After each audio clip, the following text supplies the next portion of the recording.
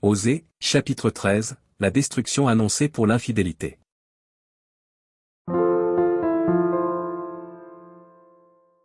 Lorsqu'Éphraïm parlait, c'était une terreur, il s'élevait en Israël.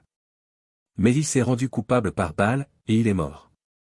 Maintenant ils continuent à pécher, ils se font avec leur argent des images en fonte, des idoles de leur invention, toutes sont l'œuvre des artisans. On dit à leur sujet, que ceux qui sacrifient baisent les veaux. C'est pourquoi ils seront comme la nuée du matin, comme la rosée qui bientôt se dissipe, comme la balle emportée par le vent hors de l'air, comme la fumée qui sort d'une fenêtre. Et moi, je suis l'Éternel, ton Dieu, dès le pays d'Égypte. Tu ne connais d'autre Dieu que moi, et il n'y a de sauveur que moi. Je t'ai connu dans le désert, dans une terre aride. Ils se sont rassasiés dans leur pâturage, ils se sont rassasiés, et leur cœur s'est enflé, c'est pourquoi ils m'ont oublié. Je serai pour eux comme un lion, comme une panthère, je les épierai sur la route.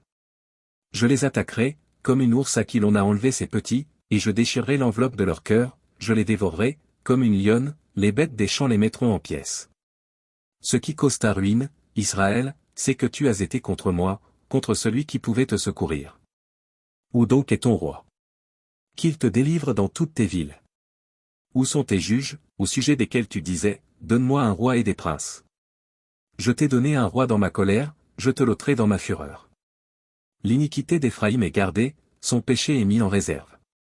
Les douleurs de celle qui enfante viendront pour lui, c'est un enfant peu sage, qui, au terme voulu, ne sort pas du sein maternel.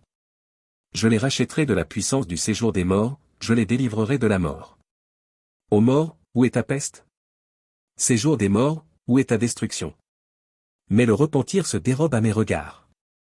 Éphraïm a beau être fertile au milieu de ses frères, le vent d'Orient viendra, le vent de l'Éternel s'élèvera du désert, desséchera ses sources, tarira ses fontaines. On pillera le trésor de tous les objets précieux. Samarie sera punie, parce qu'elle s'est révoltée contre son Dieu. Ils tomberont par l'épée, leurs petits-enfants seront écrasés, et l'on fendra le ventre de leurs femmes enceintes.